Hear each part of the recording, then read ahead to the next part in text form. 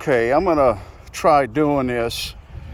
My GoPro camera battery is out right now, but this is SkyCougar F1, and it's, as you can see, I got a payload attached to it, and I'm gonna go ahead and see. It's high winds right now, and I'm gonna see if I gotta straighten these blades out, if I could pick up that payload and drop it.